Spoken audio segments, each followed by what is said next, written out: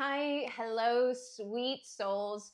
Welcome to Soul Love. Welcome back to my channel. I'm Mafalda, and this is part 2 of a shadow work series that I've created for Monadic twin flames specifically.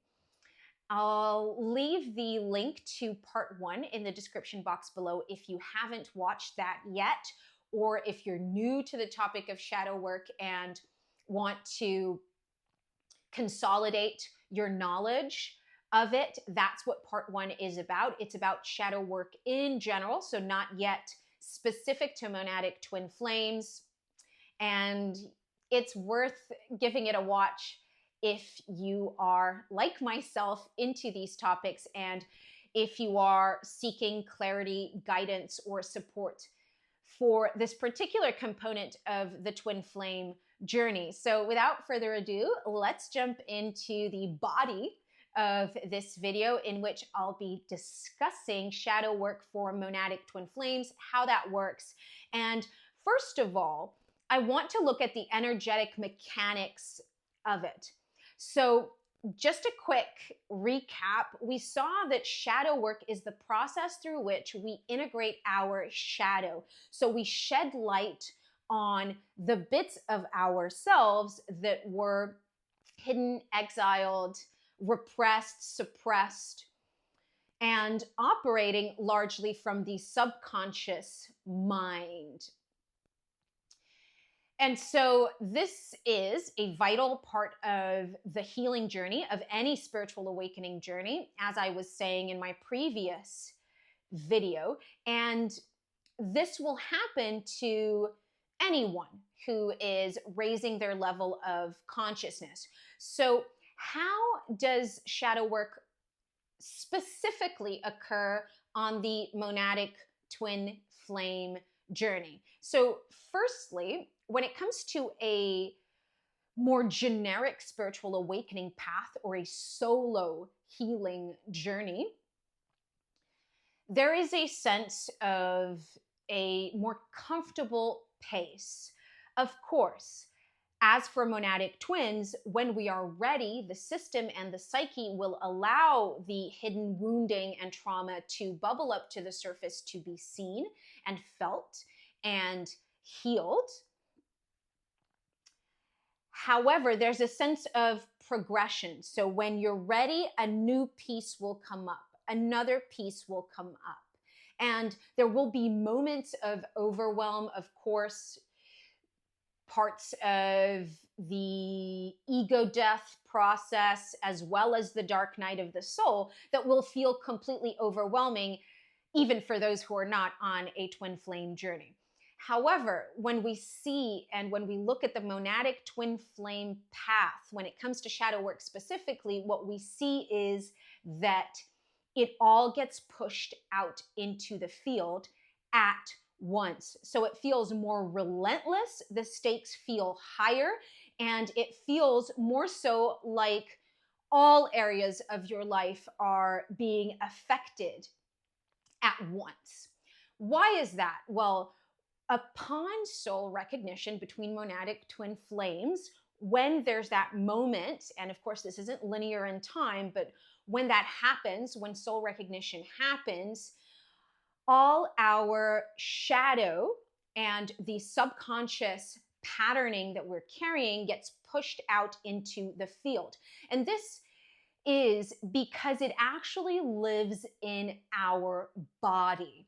So it's not just in the energy field, it's in our body, our physical body, as well as the emotional and the mental bodies. But it's in our physical body, stored as cellular memory. Even karmic debris, so wounding and trauma from previous lifetimes, will also be stored as cellular memory. So when that activation takes place, when there's a meeting of some sort in the physical realm, whether that's in person or not, but in the 3D, in the matrix, when that meeting occurs, all the shadow gets pushed out into the field.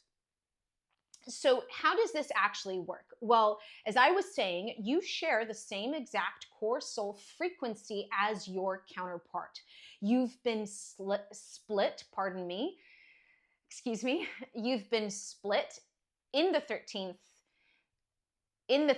dimension into two complementary and opposing counterparts or polarities, a masculine polarity and a feminine polarity that mirror and complement each other perfectly, because again, at the soul level, they are originally one and the same.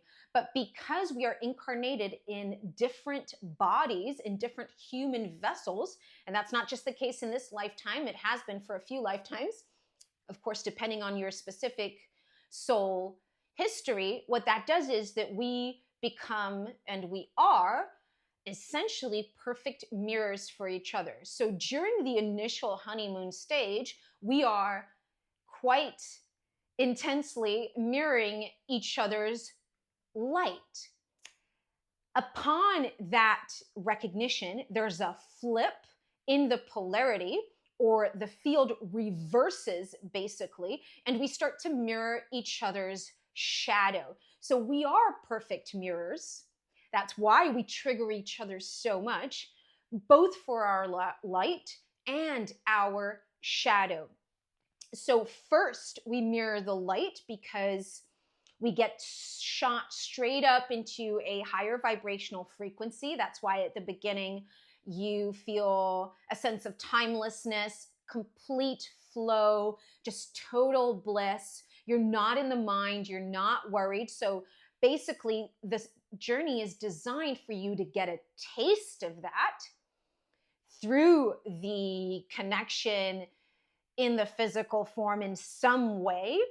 And then it flips, the polarity flips, the shadow gets all pushed out into the shared field through your bodies as well, in order to be integrated and healed and embraced. And so in that way, we are perfect mirrors for each other's shadow. And that's when twins start to enact one another's shadow in such a way that is so perfectly and divinely orchestrated that it literally touches you or your counterpart or the twin in question in all the specific spots that are required to fully address whatever wound, trauma, false belief, stored emotion, karmic entanglement, whatever that is, right? Distortion or distorted imprint needs to be addressed. They become almost, or quite literally, the living embodiment of your shadow. And if you're watching this, you're most likely either the divine feminine or the conscious 5D twin, which means that your counterpart, your twin, will be doing this unconsciously. So they won't necessarily be aware of the fact that they're doing this to you, because for them, how it tends to register is as energetic intensity that they can't handle, that feels overwhelming, and they just can't help it but to run away from you. Now, the way they're running away from you is going to be in the exact ways that you've been harmed or traumatized or disrespected in the past, whether it's this lifetime or other lifetimes, so that you can fully address what comes up. So I'm going to give you an example of how this works. Let's say you have a core limiting belief that states that you need to earn love, that you need to prove your worth in order to be worthy of love. And let's say that limiting belief comes from your relationship with your father or your mother or your primary caregiver, because of the fact that they made you responsible for their well-being even throughout childhood when they should have been the ones to take care of you. For example, you carried that burden, you carried that responsibility, and so you've internalized that you need to please, that you need to bend over backwards, that you need to overextend, i.e., prove that you are worthy in order to be worthy of receiving love, which should be inherent, which should be your birthright, which is the love from a primary caregiver. So let's say that's your case. And then within your twin flame dynamic, upon soul recognition, the polarities have flipped, the field has reversed, the shadow has been all pushed out into the field, and it's given origin to the push-pull dynamic between you. And in this process, your counterpart or your twin starts to dismiss you, to act dismissive, to invalidate your feelings. He won't acknowledge any of your efforts, for example. So you see how them behaving in this way is going to touch you in the exact spot for you to become aware that that belief, which is going to be tied to a wound, that you need to prove your worth in order to earn love. It'll touch you in the exact spots for you to become aware of that belief and that wound, to realize that that belief has been running the show, and then to sit with the grief, the shame, the betrayal of that original wound that was inflicted by the primary caregiver, but now the twin is reenacting the same type of behavior and dynamic to get you to really address it. So that would be an example of how this shadow work dynamic might play out between monadic twin flames in simple terms. Of course, how is this different to regular shadow work? Well, this is just one example.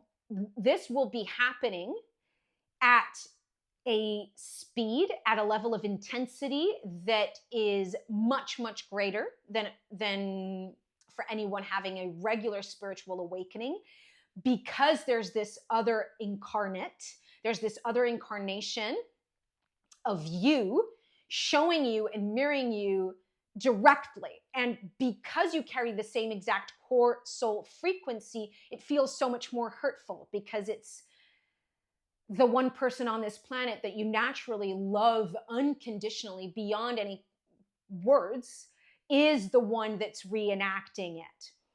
Another reason why it's relentless and the stakes are higher is that your twin will be triggering you to the limit in this manner, and will be reenacting or acting out your shadow in person, in the physical form, whilst at the same time, all other areas of your life will have the same effect. This will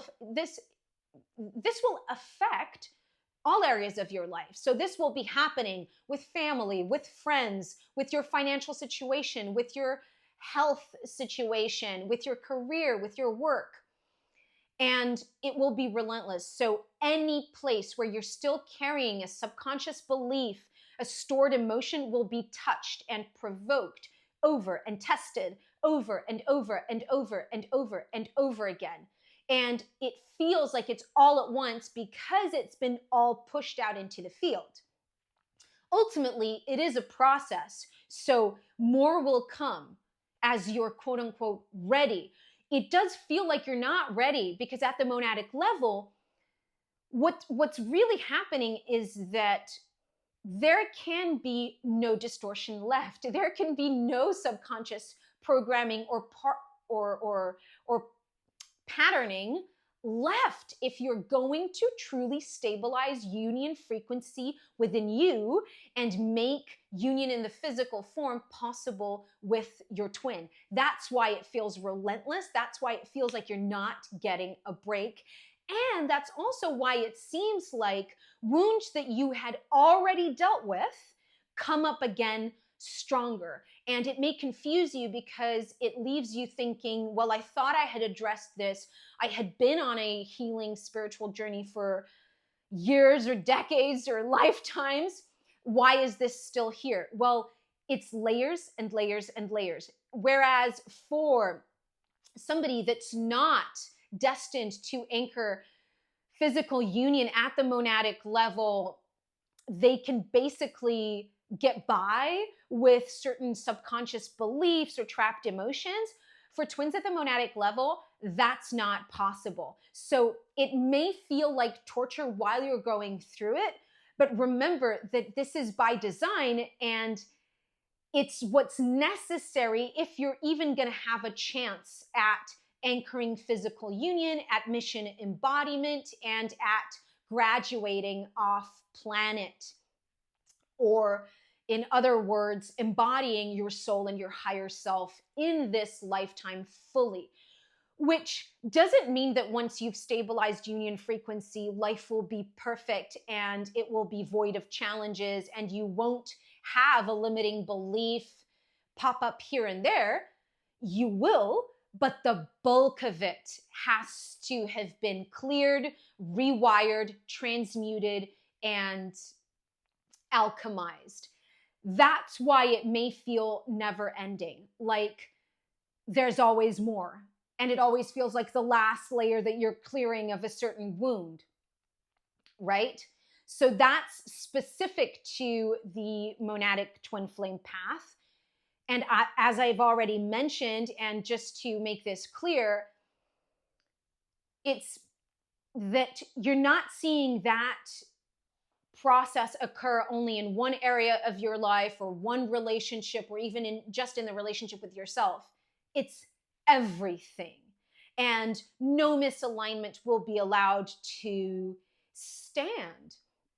Of course, this process will happen naturally and organically. So you can look at your reality, at your 3D reality, and use any triggering situation, any scenario that's coming through, whether it's with your twin or not, as a way to get proactive about your shadow work and to make sure that you are